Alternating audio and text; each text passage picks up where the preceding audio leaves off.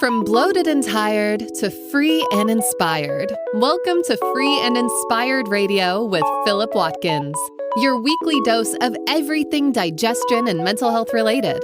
We hope you enjoy this episode.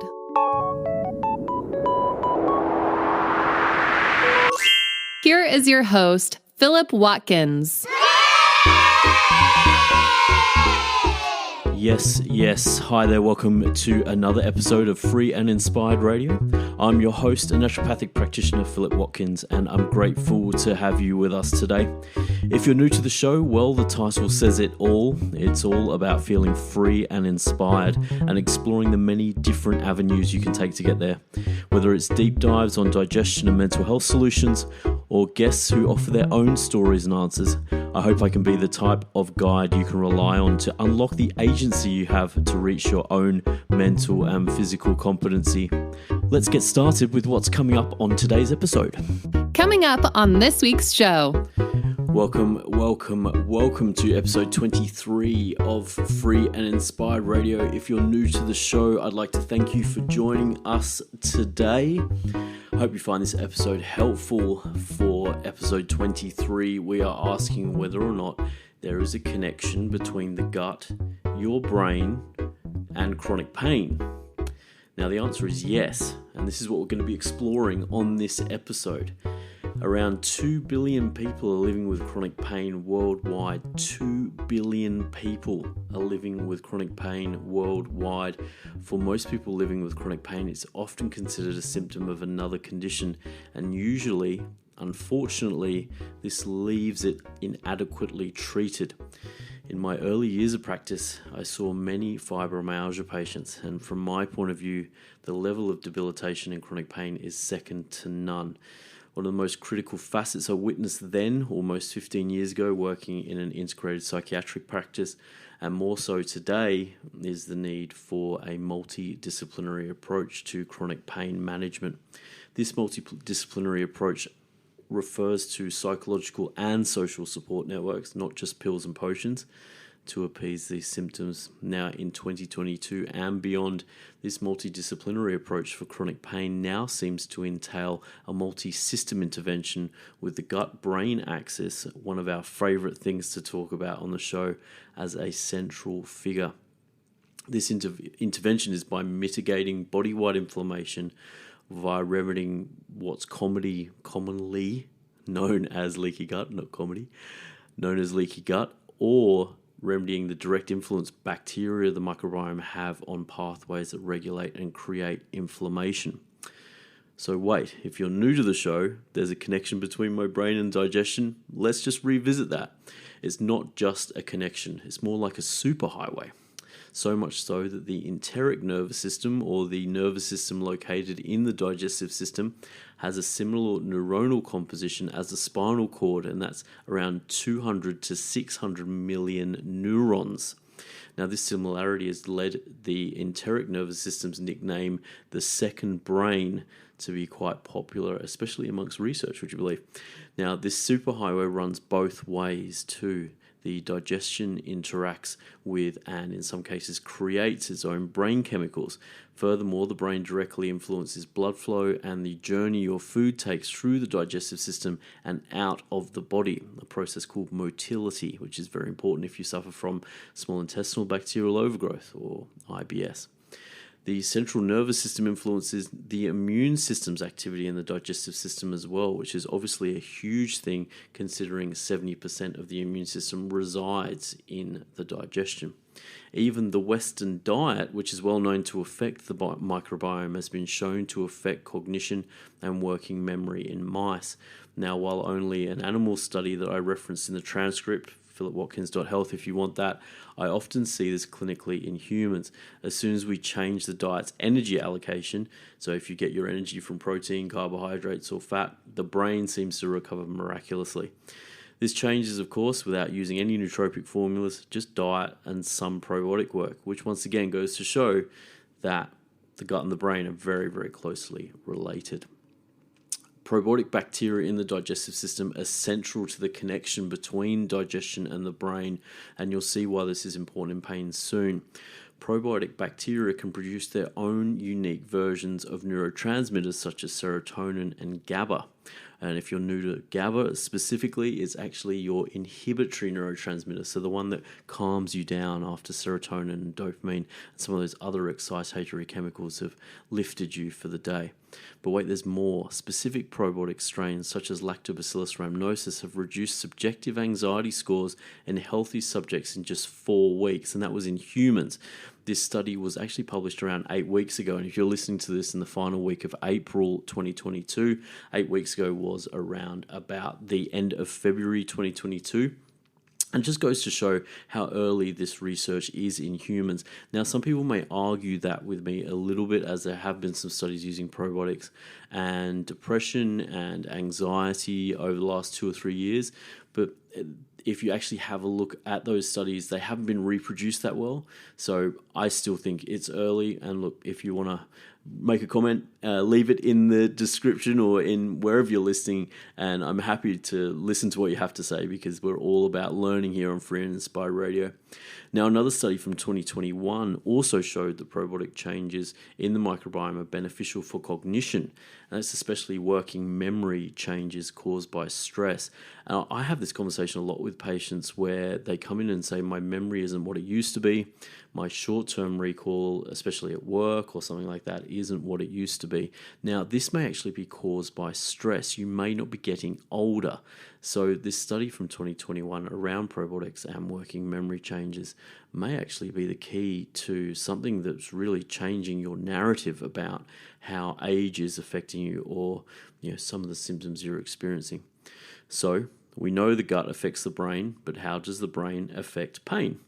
So you caught me. I'm trying to be a poet, and I know it. I'm not going to apologize for it. I'm going to do it more in this podcast as well. So listen to me trying to be the best rapper I can be. Let's bring the brain and the genesis of pain together. So there are a few different types of pain, and for this episode we'll be looking at chronic pain specifically. Chronic pain by definition is persistent or recurring pain, lasting over 3 months, often associated with another condition such as irritable bowel syndrome or osteoarthritis. More comprehensive definitions segment chronic pain into different categories, including nerve pain or neuropathy and pain associated with cancer, but we're not going to go into those specifics here for the simplicity, but also it gets very complicated in trying to explain the mechanisms of how the gut actually changes these things. So let's just keep it simple for now. The pathway signals of distress travel from the site of damage to the spinal cord, where they then travel up to the nervous system or the brain. The brain develops the pain intensity and the subsequent reaction to these signals. The response is then communicated back through the nervous system. Pain perception depends not only on physiological processes, but also on psychological, emotional, and behavioral ones. Emotion and attention-based regions of the brain have been measured, highlighting the interaction between paying attention to pain and the intensity of the pain experienced. This interaction has led to a direct relationship between high levels of vigilance and pain intensity. And this won't be in the transcript, but this is where meditation and mindfulness for all chronic pain conditions can be incredibly useful, especially forms of meditation such as Vipassana, where you're endeavoring to become a more objective observer of your own consciousness. But maybe that's another episode. Sam Harris, if you're out there and you want to explain it, you're welcome to be on Free and Inspired Radio anytime. Let's get back to the show. Sorry, this interaction between attention and pain is just one example of how the brain plays a role. There are many, many more, including how you respond emotionally and if you have memories of previously painful experiences, both of which can amplify the intensity of pain. Even a negative emotion can release pro-inflammatory chemicals, amplifying pain. So that just goes to show how closely connected things are here. The psychological elements negatively affecting pain intensity could be an episode unto itself, but let's bring it back to the triad here: the gut, the brain, and chronic pain, and bring them together. As we touched on before, the microbiome can influence the brain or central nervous system through multiple pathways. The majority of these are through the metabolites it produces. So if you're new to the term metabolites, these are small molecules which are the end products of a metabolic process, a process that either builds something up or deconstructs it. So I hope I've explained that okay, because it will help you understand how the gut influences pain. So when the bacteria in the gut go through a process that either builds something up or breaks it down, the products produced at the end of that reactional process are the ones that influence the central nervous system. One of the more interesting ways these metabolites influence the central nervous system is via their immune cells within the brain called microglia. Microglia are immune cells connected to the regulation of brain diseases such as Alzheimer's disease, Parkinson's disease, Huntington's disease, multiple sclerosis, stroke, and not to mention anxiety and depression, just thrown in there for fun. Now, whilst this area of research is still in its infancy, or at least it seems this way to me, the microglia can influence the amount of inflammation created in response to an injury. So that's pretty huge. This influence extends to how sensitive the surrounding areas of the nerves are to the same pain, potentially sustaining the pain response, but also extending it well beyond the initial site of the injury. And this is going to be important for my IBS crew. One of the fascinating parts of all this is that recently inhibiting microglial activation can result in positive changes in pain within minutes or tens of minutes, which is a very short time and super positive. This positive change has only been achieved in animals, but provides a very interesting starting point to build on again. The messages from the metabolites created by the bacteria in your gut are fundamental to helping the microglia cells grow and thrive in early life. Now, the ability of the gut's bacteria and metabolites to influence the immune system in the brain is only part of it. Animal studies have shown that antibiotic use early in life affects the microbiome in such a way that the changes can contribute to longer-lasting visceral pain, which we're going to get to after the break. Furthermore, one preclinical or before clinic study showed that early life gut bacteria are integral in developing the stress response, a critical influence on pain sensitivity, especially when it comes to visceral pain again. It's going to be really interesting to see how those animal studies carry over into human studies. What do you think so far? Let's take a break here on Free and Inspired Radio, episode 23, and come back to discuss one of the most common forms of chronic pain, visceral pain. We'll be back with more Free and Inspired Radio after this.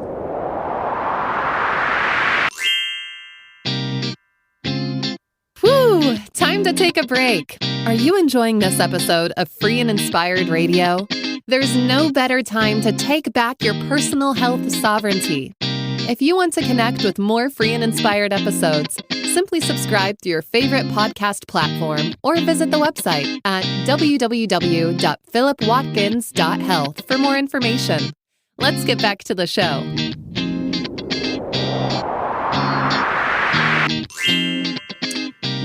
Yes, welcome back to episode 23 of Free and Inspired Radio. Thank you for sticking with us. In this episode, we've been looking at the connection between the gut, the brain, and chronic pain. And in this section of the show, we're going to get specific on how influencing the microbiome can positively affect some of the common presentations of pain. And we're going to start with the most typical pain in IBS, but also the most typical pain in general, something called visceral pain. Why is visceral pain significant? Visceral pain is the type of pain that most people seek medical attention for, and is also the most common form of pain produced by disease.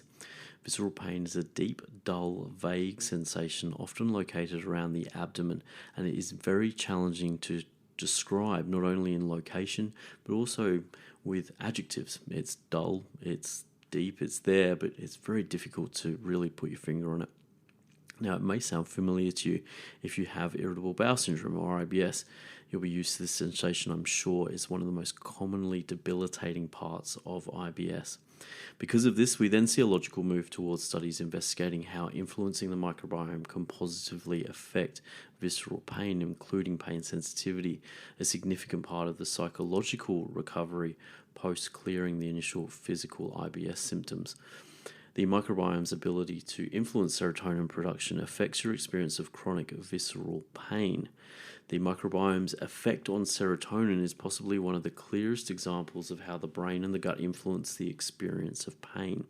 If you are new to what it does in the body, serotonin affects digestion and mood, sleep, appetite, memory, and learning. So it's pretty widespread there. And interventions that affect serotonin, such as SSRI, antidepressant drugs, have successfully been used to treat pain conditions such as migraine and chronic visceral pain in functional digestive disorders such as IBS. And interestingly, as I was going through the research to put this episode together, I found that they're now not calling SSRIs antidepressants anymore. They're trying now to call them neuromodulatory drugs, as far as I know, to try and change the stigma around SSRIs. And this is partly because of serotonin's wide effect on things like pain, but also the way it can help people with digestive problems as well. So just an interesting side note there.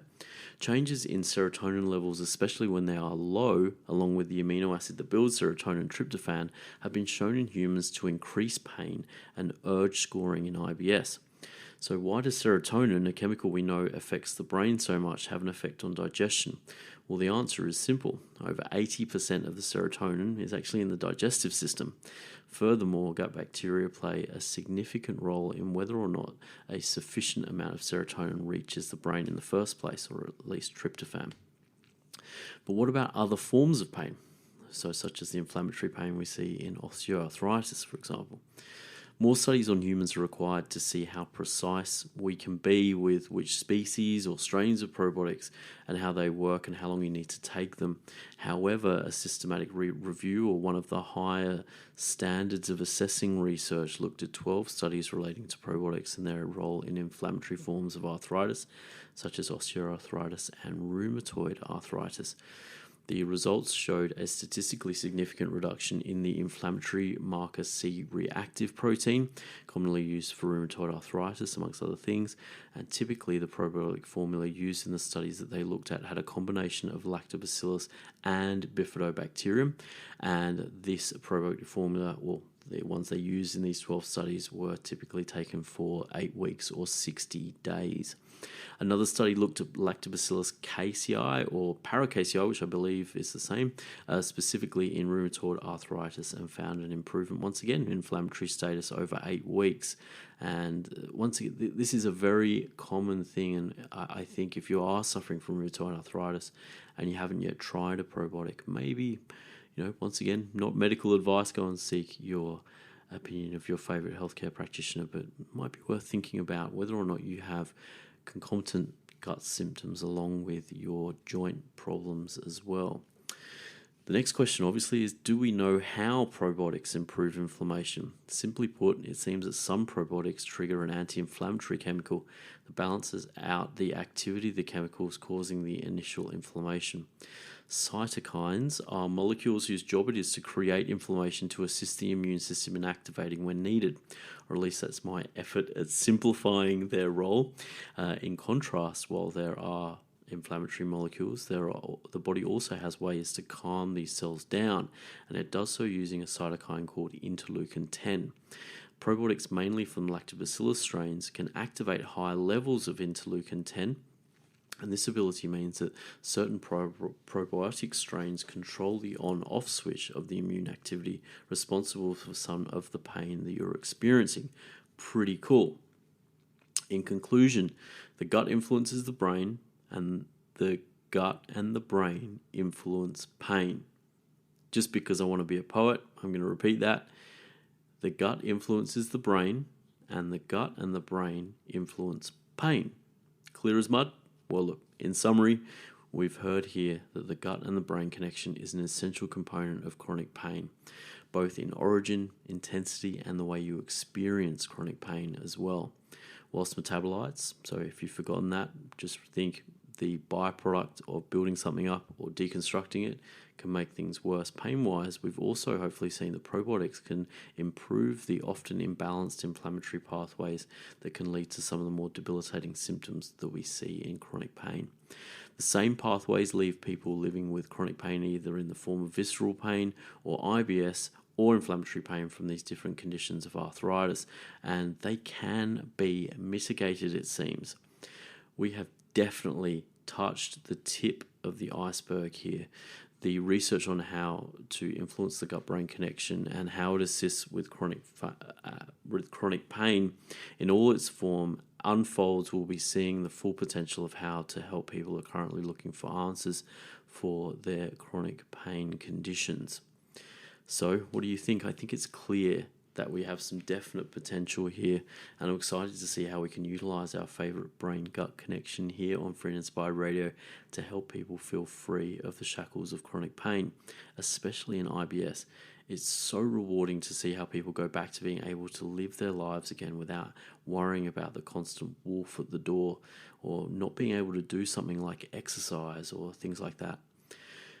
As usual, before we finish this episode of Free and Inspired Radio, if you would love to hear more from me and get the word on new articles, podcast episodes and more, jump over to the website philipwatkins.health and join our community via the newsletter sign up on the homepage. Your reviews on Apple's podcasts and Spotify, Google, Amazon, Audible, wherever you are, help me get the word out on the street. And once again, if you're listening to this on YouTube, throw the video a like and subscribe. Thank you to the few subscribers who've joined up this week to see when each new podcast is uploaded. I'd like to send, as always, shouts to the new listeners of the show. It's I'm very grateful that you're joining us here. The show is about helping you find the freedom to feel inspired again, and I hope this gets you one step closer. Until next week, if you're in Hong Kong, I hope you enjoy being back in the gym or back in the restaurants at night. It's freedom time here. Just don't forget to take care of yourself and those around you. And of course, if you're living with COVID, wherever you are in the world, please be safe. But also remember to take care of yourself. You're worth it. We'll be back with more Free and Inspired Radio next week. Thanks again for joining us. Bye-bye.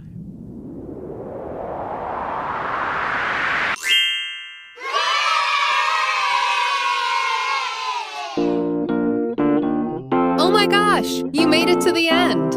This show is all about you, and we hope you finished this episode feeling one step closer to feeling free and inspired. We'll be back next week, but if you want to know more about Philip, please catch a digital flight to www.philipwatkins.health for further details about how we might be able to help. In the meantime, have a great morning, afternoon, or evening, and we'll see you for another episode next week.